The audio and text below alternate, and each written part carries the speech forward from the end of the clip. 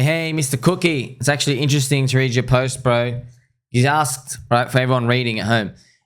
PulseChain friends, if I sell all my PulseChain and potentially buy it back when it's like 25% of SAC, would you still be mad if I sold all my PulseChain right now? In fact, if I was a true believer, wouldn't I want to sell it now so I can get it more for cheaper? So Mr. Cookie Face, my friend, he's talking about this chart. He's basically saying, well, look, he basically is saying 25% at day one. So he's talking about this price. He thinks, okay, I think you're going to go lower than here. That's what he's saying. He basically wants to sell that to get out. Now, obviously for Mr. Cookie friends, my video is for Mr. Cookie. You're a trader, bro. I know you're a trader. You're not a hodler. I can see that this might be eating up inside you to hold up for this long. Because, friends, as you know, Mr. Cookie, right, he has market cipher indicator. Mr. Cookie's always trading. He's a swing trader. So when he's like, he knows something's going down, he's like, oh, man, there's 80% chance this thing is going down. In his mind, he's seen every scenario of a coin where that down part can be 10%, 30%, 70%, 90%. It can do anything, and it can happen really fast. So he's used to just taking those trades and those setups. So he's probably seeing, he's like, oh man, he's probably looking at his own indicators. So if you put market cipher indicator, I'm sure it'd be like, oh, maybe you're going to go back down and do the double bottom. So he's looking at it with that time frame. However, what you guys have to understand is as well, it's eating him up inside. But for most people here, if you're taking a longer term view, right, if you believe one day it's trading up, 3x above day one SAC, then this part is obviously of no concern to you whatsoever. For the rest of us, instead of like sitting there, yeah, it sucks. You're looking at, oh my gosh, 8 red weekly candles, really? And Rich is still not streaming. I know we're looking at that, but you have to think about, okay, what are your options here? For Mr. Cookie Face, my friend, I know it eats him up every day to look at this. He sees everybody screaming. Friends, I'm just letting you know because he doesn't bag hold anything. He doesn't hold anything, friends, anything. He's like, he's holding time frames like a 12-hour chart, a couple of candles, you know what I mean, days, weeks. So this is outside of his field. I know it's killing him up inside. He probably felt peer pressure to do the sacrifice. He's like looking at this stuff as a loss. Because, friends, he's looking at this day one SAC. He's like, I'm down. I shouldn't be in this because he knows in trades, when you're holding that, it's a funny part. There's no leverage. There's no leverage at all. That's what you get. Friends, how do I know this? I had no idea how to hold anything at the beginning. Nothing. I was full on. Friends, I was trading on 1 minute time frames, by the way. 1 minute price action, looking at icebergs, checking all the volumes and levels, and every day was different. Don't care about these big levels.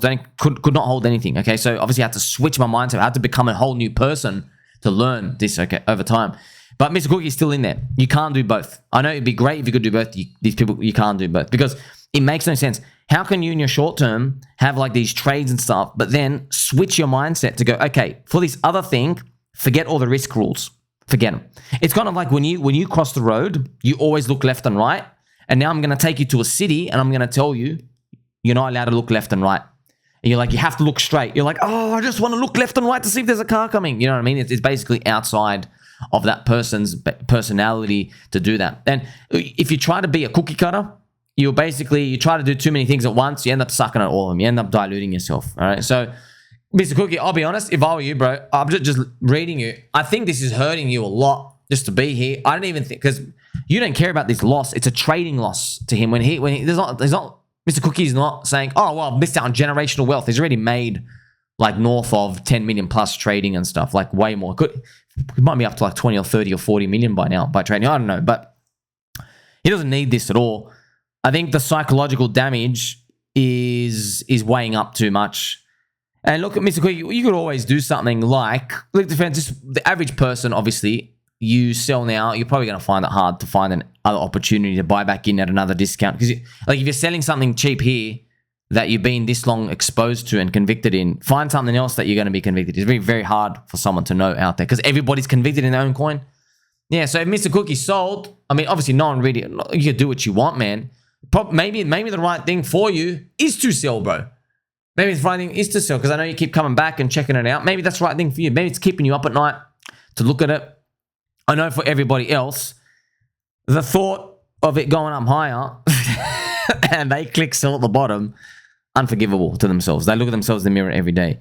So everyone has a different personality, right? In terms of like what they want, what they need. I'm just here to make the most. I'm here to like to crush it the most. That's just me. But I know it's the most hated, most contrarian. And yeah, I'm even checking his posts here. Mr. Cookie even says, funny, he even says, this is my stress relief, man. Also, we have bottom signal. Y'all have been saying bottom signal for kind of a long time now. Yeah, man, I know. It is interesting. See, friends, this is, even though, look, we go back 4 years, we're still on track. We're not due for the big altcoin run stuff until 6 months from now. Starting November this year. Technically, it's October, November, December, and then it runs for the first quarter of next year. That's what if it's like that. So we're actually, if you rewind back 4 years ago, Bitcoin is about $7,000. It hadn't even had the DeFi season. But maybe the Coinbase and Solana season was the equivalent of that DeFi season. So you look at everything, it all matches. Everything just matches. Just that, yeah, depends. A lot of people fall off the horse at the very, very end, but everyone's been saying, hey, you're going to fall off the moon, you're going to fall off the rocket. It's going to smash up forever. So that's pretty much what it comes down to. So, Mr. Cookie, I think it's interesting and just shared with everybody different personalities and stuff, what they want. But for the most part, most people, they're not here 18 hours a day trading like he is and to be able to make that back. And I know Mr. Cookie will stack the stable coins as well as you get to know, friends. So, look, friends, Mr. Cookie is like in the top 0.1% of the traders. Put 1,000 people up there. There's him. And there's 16 other people. And then there's 958,000 getting absolutely obliterated. Or they'll turn 10 grand into 15 grand saying, yes, I outperformed the stock market plus 50%. Whereas we're here buying literally dick with butt, doing a 50x. You know what I mean? 5,000%. That's the type of stuff that we're competing against. Make sure you like, subscribe. Catch you soon.